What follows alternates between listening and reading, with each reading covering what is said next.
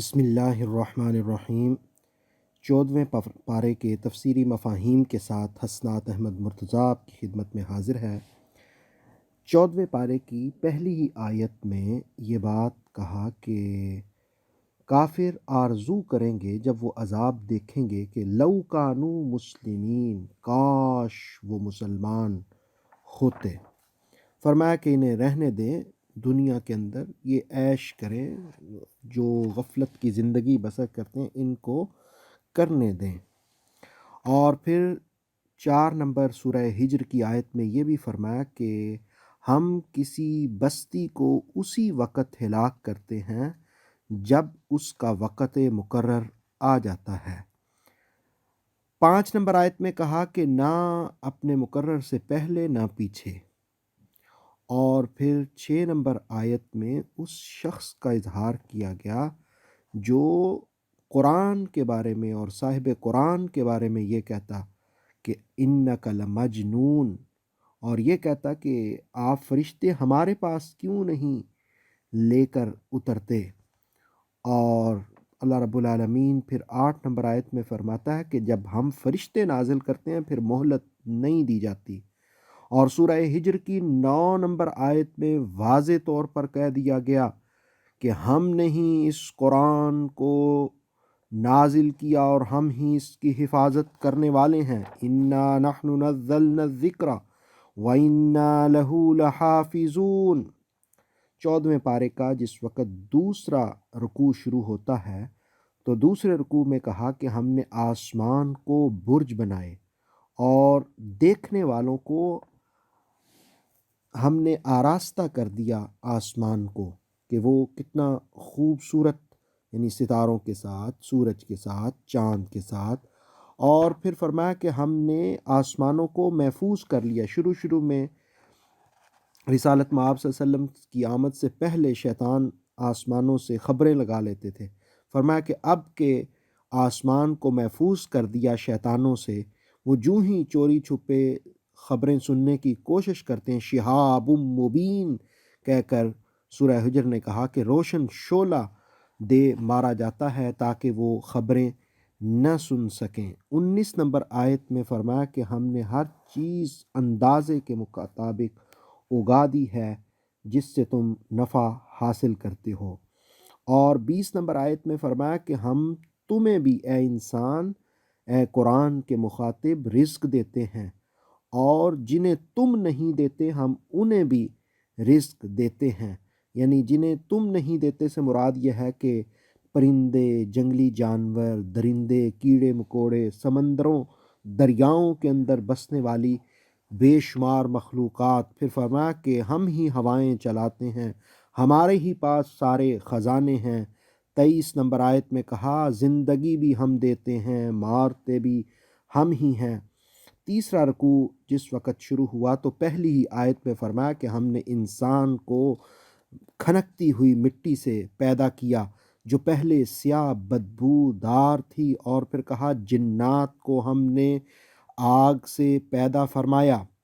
اور پھر فرشتوں کا بھی ذکر ہوا کہ اللہ نے ان سے فرمایا کہ میں بشر کو کھنکتی سلسال من حمأ مسنون، کھنکتی مٹی جو پہلی سیاہ دار بدبودار کیچڑ تھی اس سے بنانے والا ہوں۔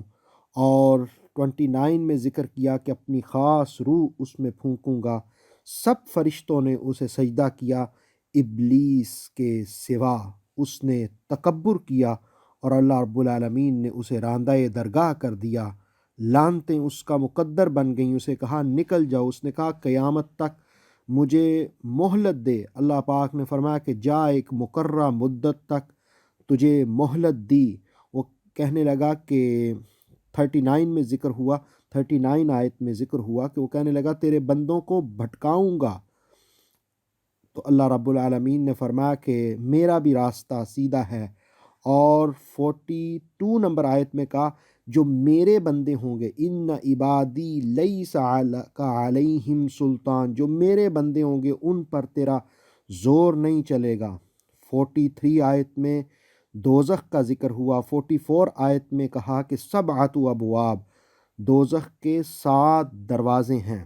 پھر جس وقت چوتھا رکوع شروع ہوا تو اس کے شروع ہی میں جنت کا ذکر ہوا کہ متقین کے لیے جنت ہوگی، اور جو لوگ جنت میں جائیں گے اللہ تعالیٰ ان کے دلوں سے غل کو، کینوں کو دور فرما دے گا، اور وہ بھائی بہن بن کر تختوں پر آمنے سامنے بیٹھے ہوں گے۔ 49 نمبر آیت میں کہا کہ محبوب میرے بندوں کو بتا دیں میں بخشنے والا بے حد رحم کرنے والا ہوں، اور 50 نمبر آیت میں کہا کہ ان کو یہ بھی بتا دیں کہ میں عذاب دینے والا بھی ہوں، یعنی اگر تم بہکو گے تو پھر عذاب دوں گا۔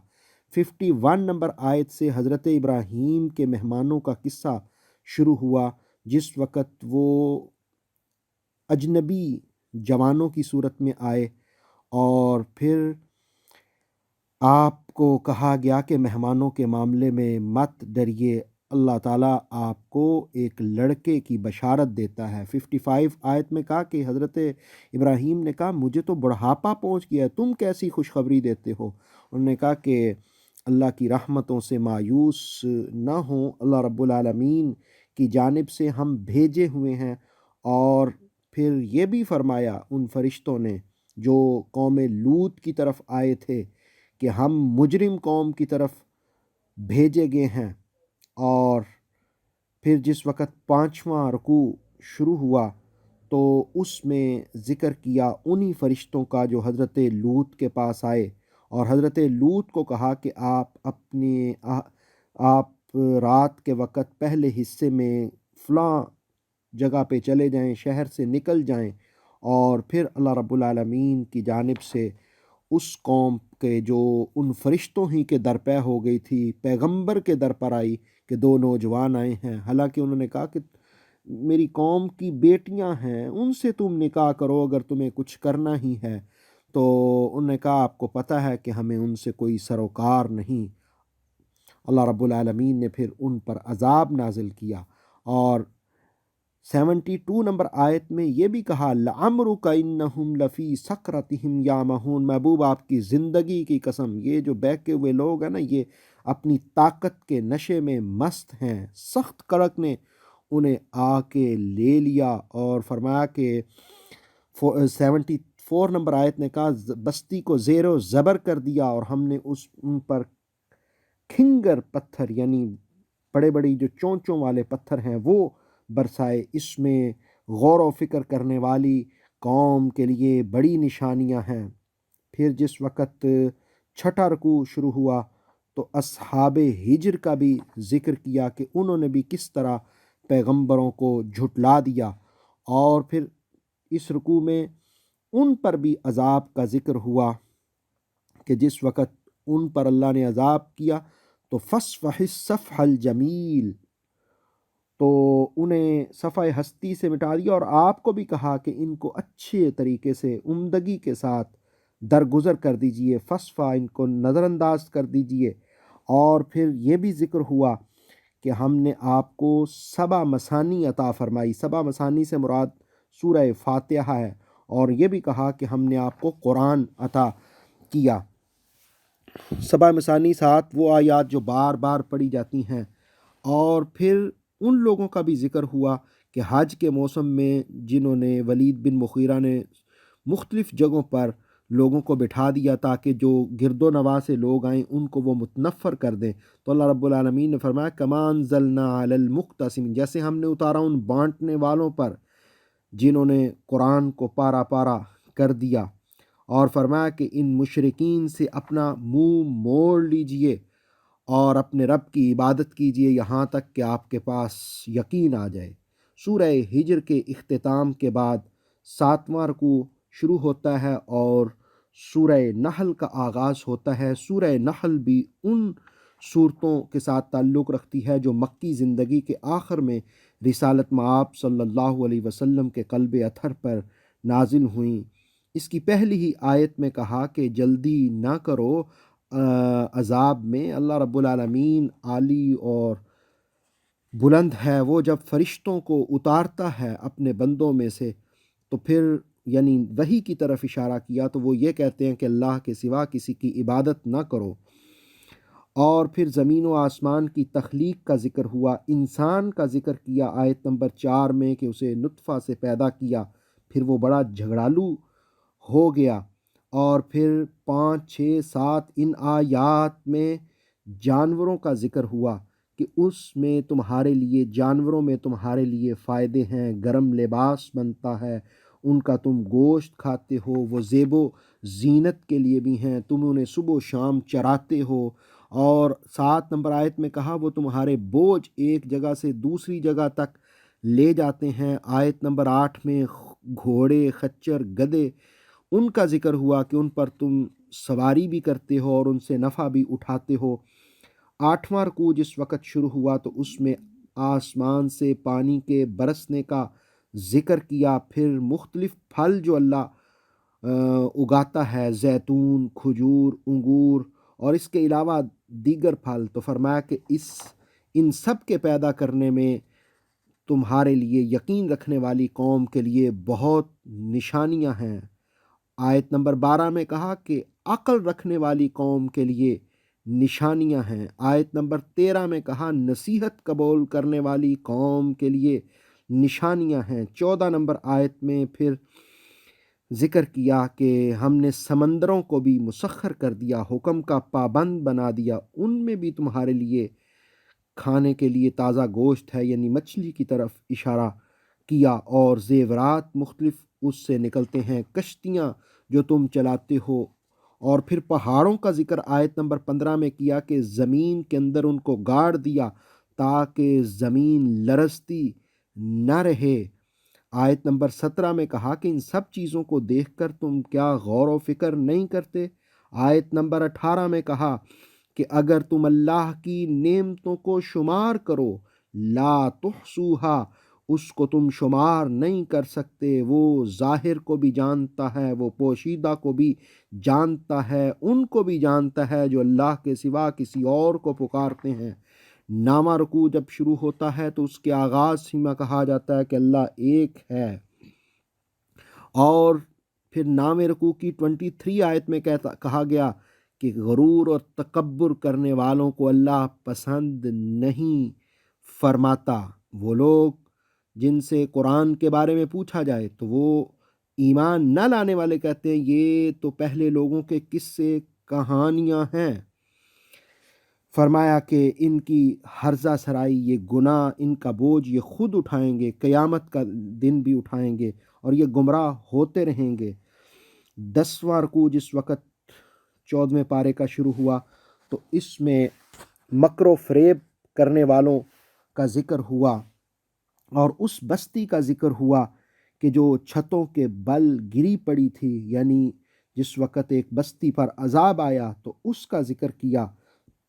فرمایا کہ یہ لوگ دنیا میں بھی رسوا ہوئے، اور آیت نمبر 27 میں کہا کہ یہ آخرت میں بھی رسوا ہوں گے۔ ان سے پوچھا جائے گا تمہارے شریک کہاں ہیں جن کو تم دنیا میں پکارتے رہتے تھے، اور پھر فرمایا کہ جہنم کے دروازوں سے داخل ہو جاؤ، ہمیشہ تمہارا ٹھکانہ یہی ہے۔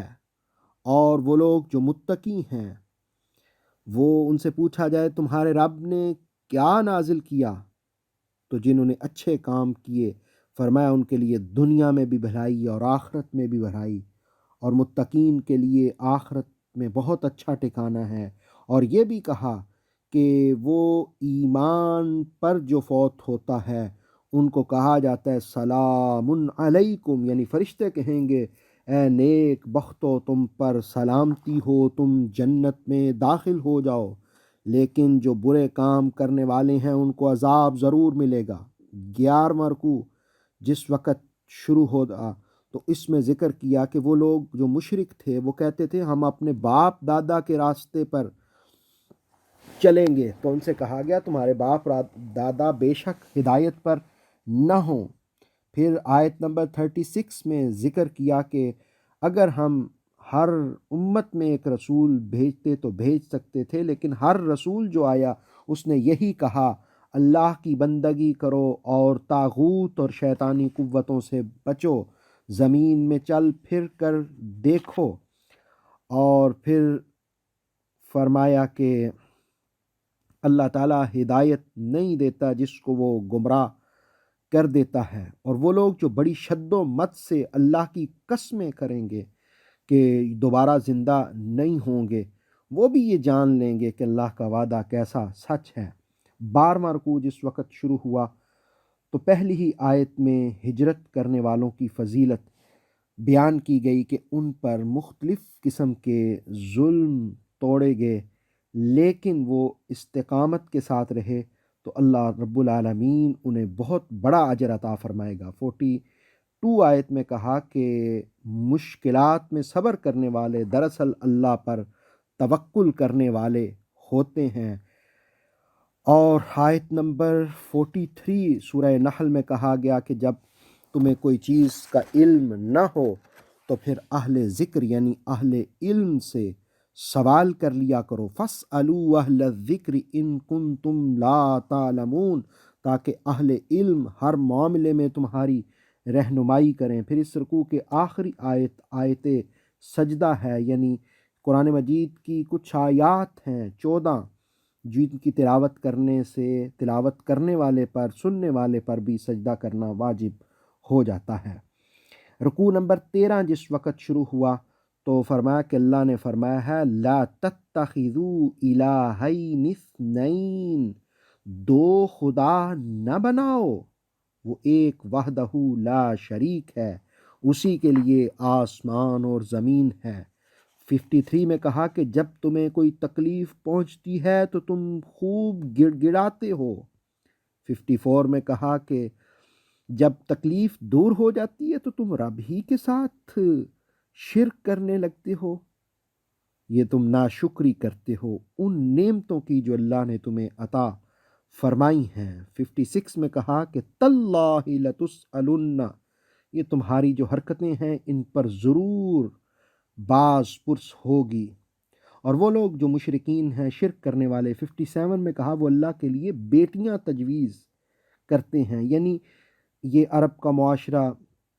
بلکہ 58 آیت میں کہا کہ جب کسی کو بیٹی کی ولادت کی خبر دی جاتی ظل وجہہ مسودا وہو کظیم، تو اس کا چہرہ غم سے سیاہ ہو جاتا، غم سے بھر جاتا، حالانکہ رسول اللہ علیہ السلام نے عورت کو بلند مقام عطا فرمایا۔ سیدہ فاطمہ الزہرا کی سیرت پڑھی جا سکتی ہے۔ رسول اللہ علیہ السلام کی حدیث ہے، حضور نے فرمایا جس کے ہاں بچیاں پیدا ہوئیں اس نے ان کے ساتھ اچھا برتاؤ کیا تو ان کی تربیت کرنا اس سے جہنم سے آڑ بن جائے گی،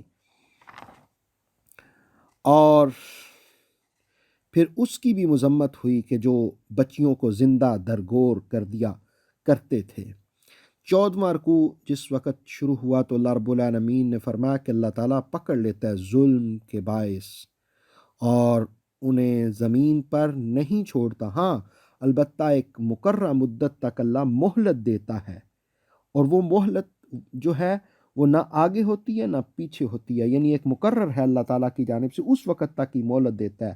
جب وہ مہلت ختم ہوتی ہے تو پھر ان کی گرفت فرما لیتا ہے۔ پھر دوبارہ 62 نمبر آیت میں ذکر کیا کہ یہ اللہ کے لیے بیٹیاں ناپسند کرتے ہیں، حالانکہ بیٹیوں کی فضیلت کے بارے میں رسول اللہ علیہ السلام نے فرمایا کہ جس کی ایک بچی ہوئی اور اس نے اس کی تربیت کی، علم سے نوازا اور جو مہربانیاں ہیں وہ کیں تو اللہ رب العالمین اس کو آتش دوزخ سے اس کے لیے اس کو پردہ کا باعث بنا دے گا۔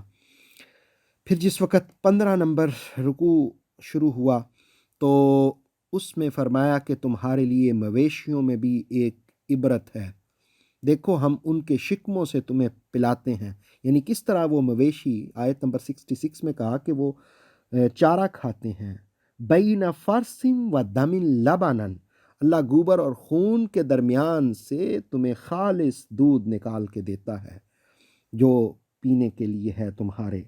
اور پھر دوبارہ ذکر کیا کھجوروں کا، انگور کے پھلوں کا، کہ وہ تمہارے لیے پاکیزہ رزق ہے، ان سب چیزوں میں تمہارے لیے نشانی ہے۔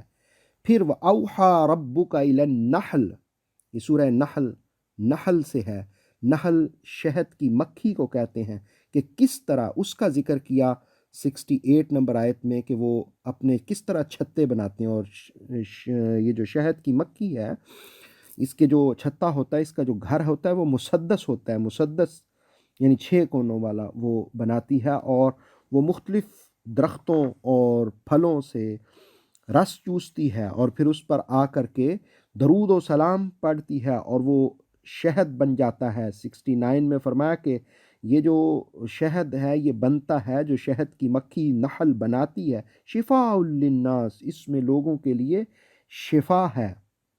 اور پھر جس وقت 16واں رکوع شروع ہوتا ہے تو اس میں اللہ رب العالمین فرماتا ہے کہ تم میں سے بعض کو بعض پر فضیلت بخشی ہے، یعنی دولت کے لحاظ سے، رزق کے لحاظ سے، علم کے لحاظ سے، یعنی مختلف کو اللہ رب العالمین نے مختلف اعتبار سے فضیلت بخشی ہے۔ اور پھر فرمایا کہ تمہارے لیے اللہ رب العالمین نے تمہاری ہی جنس سے عورتیں پیدا کیں، اور پھر تمہاری بیویوں سے بیٹے پوتے، اور پھر انہیں بھی رزق عطا فرمایا۔ یعنی اللہ رب العالمین کی اتنی نعمتوں کے باوجود بھی تم اس کا انکار کرو تو یہ تمہاری اپنی ہی بدبختگی ہوگی۔ پھر اللہ رب العالمین نے ایک مثال بیان کی کہ ایک غلام ہو جو کسی چیز پر قدرت نہ رکھتا ہو، اور اس کے مقابلے میں ایک وہ بندہ ہو جسے ہم نے اپنی جناب سے پاکیزہ رزق دیا، وہ خرچ کرتا ہو، اعلانیہ بھی اور پوشیدہ۔ حل یستوون، بتاؤ تو صحیح کیا یہ دونوں برابر ہیں؟ فرمایا الحمدللہ، حقیقت واضح ہو گئی لیکن اکثریت جانتی نہیں ہے۔ پھر جس وقت 17واں رکوع شروع ہوتا ہے 14ویں پارے کا، تو اس کے شروع ہی میں کہا کہ اللہ ہی ہے آسمانوں اور زمین کی مخفی باتوں کو جاننے والا، اور وہ ہر چیز پر قدرت بھی رکھتا ہے۔ وہی ہے جو تمہیں تمہاری ماؤں کے شکموں سے نکالتا ہے، اور تم کچھ بھی نہیں جانتے ہوتے۔ اسی نے تمہارے لیے کان بنائے، آنکھیں بنائیں، تاکہ ان نعمتوں پر تم اس کا شکر ادا کرو۔ پھر فرمایا کہ کیا انہوں نے پرندوں کو نہیں دیکھا؟ 79 نمبر آیت میں کہا کیا انہوں نے پرندوں کو نہیں دیکھا، کیسے وہ فضا میں فرما بردار بن کے اڑتے ہیں؟ ان سب کو کس نے تھاما ہوا ہے؟ اللہ ہی نے۔ فرمایا اس میں بھی نشانیاں ہیں ایمان والی قوم کے لیے۔ پھر فرمایا کہ اللہ نے تمہارے گھر بنائے اور گھروں کو سکون کی جگہ بنائی، پھر تمہارے لیے جانوروں کے چمڑے، ان سے تم خیمے بناتے ہو، ان سے تم مختلف مصنوعات بناتے ہو اور وہ زندگی میں استعمال کرتے ہو۔ کیا یہ تم اللہ کا شکر ادا نہیں کرتے کہ کس طرح بھیڑوں بکریوں ان کی اونوں سے تم کیا کیا چیزیں بنا لیتے ہو، اور پھر لباس بناتے ہو، ایسے لباس 81 نمبر آیت نے ذکر کیا کہ ایسے لباس جو تمہیں گرمی سے اور آہنی چیزوں سے بچاتے ہیں جب لڑائی کے وقت، تب بھی تم ایسے سامان بناتے ہو کہ وہ لباس تمہیں محفوظ رکھتے ہیں۔ تو یہ ساری چیزوں کو دیکھتے ہوئے کیا تم پھر بھی اللہ کی نعمتوں کو پہچانتے نہیں ہو؟ تم ان کی ناشکری کرتے ہو۔ 18 نمبر رکوع جس وقت شروع ہوتا ہے تو اس میں فرمایا کہ قیامت کے دن ہر امت سے ہم ایک گواہ اٹھائیں گے، اور ان لوگوں کو اجازت نہیں ہوگی جنہوں نے کفر کیا، اور نہ ہی اس وقت ان سے توبہ کا مطالبہ کیا جائے گا، اس لیے کہ وہ عذاب دیکھیں گے تو پھر ان سے عذاب کم نہیں ہوگا۔ یہ دنیا میں ظلم کرنے کا بدلہ ہوگا کہ دنیا میں وہ جو ظلم کرتے رہے۔ پھر فرمایا کہ ہم ہر امت سے ایک گواہ اٹھائیں گے اور آپ کو ان سب پر گواہ لے آئیں گے، وَجِئْنَا بِكَ شَهِيدًا عَلَىٰ هَٰؤُلَاءِ، اور آپ کو ان سب پر گواہ لے آئیں گے۔ اور پھر فرمایا ہم نے یہ کتاب نازل کی اور اس میں ہر چیز کو تفصیل کے ساتھ بیان کیا۔ 19 نمبر آیت جس وقت شروع ہوئی تو اس کے پہلی ہی آیت میں 6 چیزیں بیان کی، 3 جائز اور 3 ممنوع۔ فرمایا اللہ تمہیں حکم دیتا ہے عدل کا، احسان کا، اور رشتہ داروں کے ساتھ اچھے سلوک کا، اور پھر جن 3 چیزوں سے منع کیا فرمایا اللہ تمہیں فحاشی سے یعنی بے حیائی سے، برے کاموں سے، سرکشی سے روکتا ہے تاکہ تم نصیحت پوری کرو۔ 91 نمبر آیت میں کہا تم عہد پورے کرو اور اپنی قسموں کو بھی نہ توڑا کرو، اور 92 میں کہا اس عورت کی طرح نہ ہو جاؤ جس نے سوت بنایا اور پھر اپنے ہی سوت کو کاٹنے کے بعد اس کو توڑ دیا، اسے پارا کر دیا۔ اور پھر اس آیت میں یہ بھی کہا کہ اپنی قسموں کو دوسروں کو فریب دینے کا ذریعہ نہ بناؤ، یعنی قسمیں اٹھا کر کے دوسروں کو دھوکہ دو، یہ ٹھیک نہیں ہے۔ اور صاف طور پر قرآن مجید نے کہا وَلَا تَتَّخِذُوا أَيْمَانَكُمْ، اپنی قسموں کو نہ ذریعہ بناؤ دوسروں کو کہ وہ پھسل جائیں، ان کو دھوکہ دو، اور مت بیچو اللہ کے وعدوں کو تھوڑی قیمت کے بدلے، یہ تمہارے لیے بہتر ہے اللہ کے ہاں اگر تم جانتے ہو۔ پھر 97 نمبر آیت میں ذکر کیا کہ جو مرد یا عورت نیک کام کرے اور وہ مومن بھی ہو تو فرمایا فَلَنُحْيِيَنَّهُ حَيَاتًا طَيِّبَةً، تو ہم اسے ایک پاکیزہ زندگی عطا کریں گے اور ہم اسے اچھے کاموں کا ضرور بدلہ دیں گے۔ اور 98 نمبر آیت میں کہا کہ جب تم قرآن پڑھو فَاسْتَعِذْ بِاللَّهِ مِنَ الشَّيْطَانِ الرَّجِيمِ، تو اللہ سے پناہ مانگ لیا کرو، یعنی اعوذ باللہ من الشیطان الرجیم پڑھ لیا کرو۔ اسی آیت کی وجہ سے ہم جب بھی تلاوت کرتے ہیں تو تعوذ پڑھتے ہیں۔ 20 نمبر رکوع میں ذکر کیا کہ وہ لوگ اللہ ان کو خوب جانتا ہے جو آیتوں کو ایک آیت کی جگہ دوسری آیت کو بدلتے رہتے ہیں، جو افطرا باندھتے ہیں اللہ پر، اللہ ان کو بھی جاننے والا ہے۔ پھر کہا کہ وہ لوگ جو مسلمان ہیں اور ثابت قدم رہتے ہیں اور ہدایت پر قائم رہتے ہیں ان کے لیے خوشخبری ہے۔ اور پھر اس کے بعد یہ بھی ذکر کیا کہ یہ قرآن جو ہے فصیح و بلیغ عربی زبان میں نازل ہوا، اس کی آیتوں پر وہ ایمان نہیں لاتے جن کو اس کی جانب سے ہدایت نہیں ملتی، اور ان کے لیے دردناک عذاب ہے، وہ جھوٹ باندھتے ہیں اللہ رب العالمین پر۔ اور پھر جس وقت اس رکوع کا اختتام ہوتا ہے تو 108 آیت میں کہا کہ یہ وہ لوگ ہیں جن کے دلوں پر مہر لگا دی، کانوں پر اور آنکھوں پر، اور یہ لوگ اپنے انجام سے بے خبر ہیں۔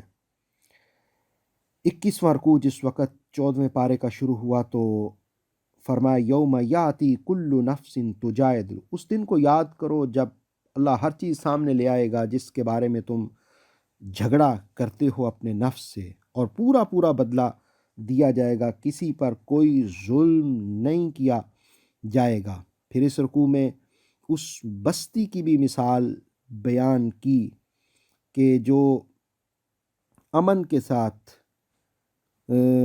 اور چین کے ساتھ آباد تھی اور اس کے پاس ہر طرف سے کثرت کے ساتھ رزق آتا۔ یہاں بستی سے مراد وہ عظیم بستی ہے جس کو وادی ام القریٰ کہا جاتا ہے، یعنی مکہ شریف کی بستی۔ اور پھر آیت نمبر 114 میں کہا جو اللہ نے حلال طیب رزق دیا اس سے کھاؤ اور اللہ کی نعمتوں کا شکر ادا کرو۔ پھر آیت نمبر 115 میں حرام کردہ چیزوں کا ذکر کیا کہ مردار حرام ہے، خون حرام ہے، خنزیر کا گوشت حرام ہے، وہ جانور جس پر اللہ کے علاوہ کسی اور کا نام لیا جائے، ہاں کوئی شخص مجبور ہو جائے یا لذت کا ارادہ نہ ہو تو وہ زندہ رہنے کے لیے اسی مقدار میں کھا سکتا ہے، اس کے علاوہ نہیں کھا سکتا۔ اور پھر وہ لوگ جو نادانیاں کرتے رہتے ہیں ان کو کہا کہ اگر تم توبہ کر لو اور اپنے آپ کو سنوار لو تو اللہ تمہارے گناہوں کو بخشنے والا ہے۔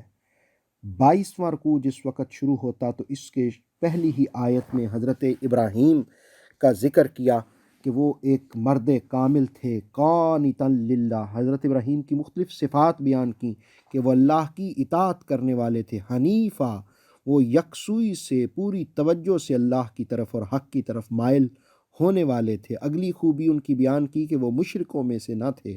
شاکر لانعمہ، وہ اللہ کی نعمتوں پر شکر کرنے والے تھے۔ اللہ جسے چاہتا ہے سیدھے راستے کی طرف چن لیتا ہے، اور فرمایا کہ وہ آخرت میں بھی نیک لوگوں میں سے ہوں گے، یعنی دنیا میں بھی نیک لوگوں کی صحبت اور مرنے کے بعد بھی نیک لوگوں کی صحبت۔ پھر اس رکوع میں 124 آیت میں ہفتہ والا دن جنہوں نے تجاوز کیا حدود سے، ان کا ذکر کیا، اور پھر 125 نمبر آیت میں اس بات کا ذکر کیا کہ رب کی طرف بلائیں نصیحت کے ساتھ اور حکمت کے ساتھ۔ ادعو الی سبیل ربک بالحکمت والموعظۃ الحسنہ۔